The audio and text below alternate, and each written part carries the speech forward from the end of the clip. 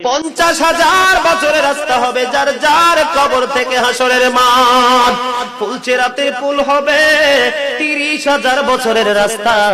আমার উম্মত গুলো কিভাবে রে পায়ে হেঁটে তারা অতিক্রম করবে? বন্ধু নবী এমনি এমনি কাঁদেনি রে, নবী জানিয়ে দিয়েছে কাল কিয়ামতের ময়দানে উম্মত গুলো খালি পায়ে থাকবে, মাটি তো তামা থাকবে। ও বন্ধু, তাদের শরীরে কোনো পোশাক থাকবে না, উলঙ্গ অবস্থায় থাকবে।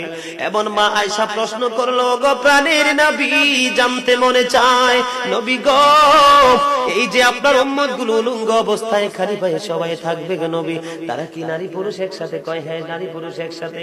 তারা কি কেউ কারো দিকে নজর দিবে না? এবার আমার নবী বলেছে, আয়েশা রে, কেমন করে নজর দেবে রে আয়েশা?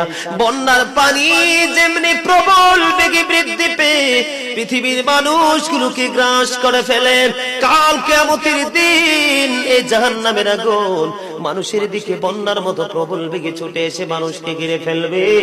এত ভয়ঙ্কর হবে রে আয়েশা কেরা, এত ভয়ঙ্কর হবে আসুরের দিন, এত ভয়ঙ্কর হবে সেই দিন।